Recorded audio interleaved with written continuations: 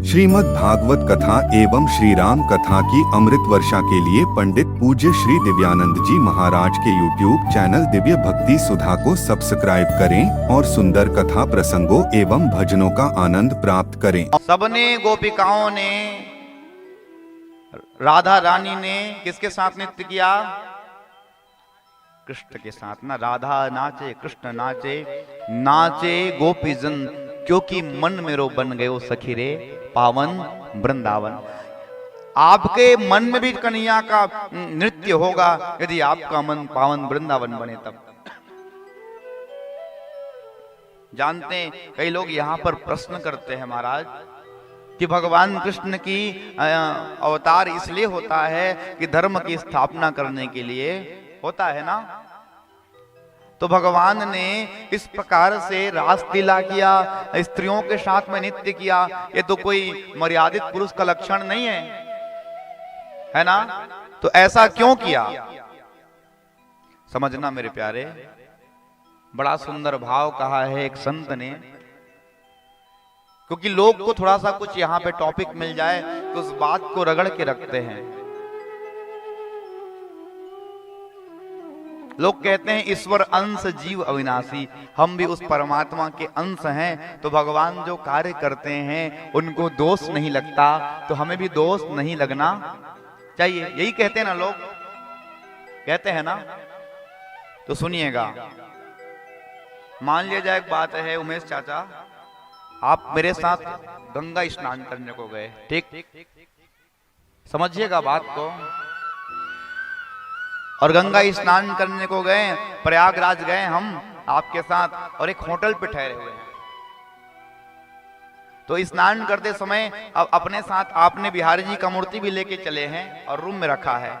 सोचा कि महाराज जी कि अब हम तो स्नान कर लिए, घर में जो होटल में जो मूर्ति है उसको भी गंगा से स्नान कर लेते।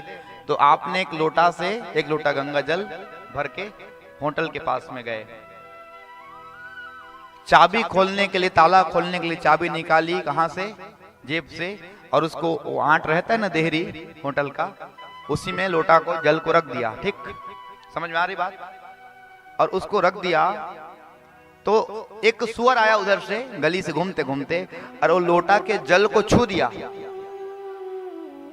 तो क्या उस लोटे के जल से आप भगवान का पूजा करोगे? जोर से कहो।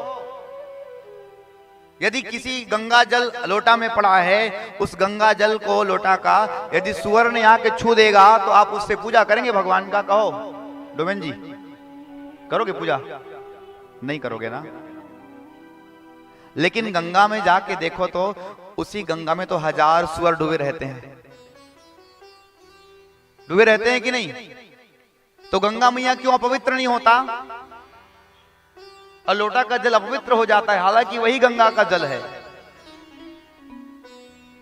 मेरा कन्हैया, मेरा परमात्मा अंशी है और हम उसके अंश हैं। हम अपवित्र हो सकते हैं लेकिन परमात्मा कभी अपवित्र नहीं हो सकता। माई बाप प्रेम से कहो। इसलिए परमात्मा ने जो किया ना उसे करने का प्रयास मत करना। यदि भगवान ने जो किया है उसको आप करना चाहोगे तो भगवान तो भैया 7 दिन के थे तो पुतना मौसी आई थी विष पिलाने को, पूरा का पूरा जहर गटक गए और उनको बुखार भी नहीं आया।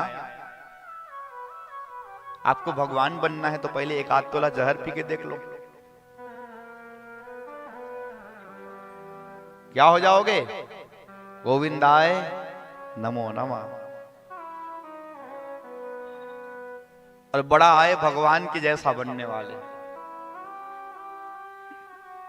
सुख भगवान के दास बनने में है माई बाप। सुख मिलता है केवल और केवल परमात्मा के दास बनने में। हाँ, मालिक बनने में आनंद नहीं है। इसलिए भगवान कृष्ण ने जो लीला किया है ना, काम को जीतने के लिए किया है।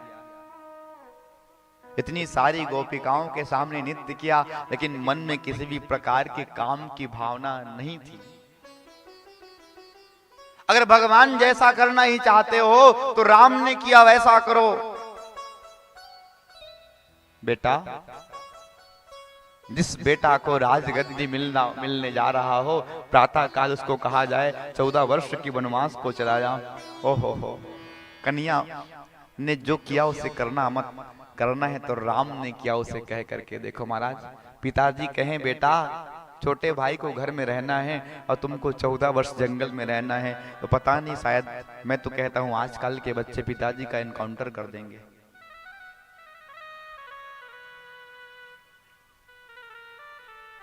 राम के चरित्र को देखो, बनना है राम जैसा बनो, और कृष्ण जो कहते हैं उसको करो माई बाप।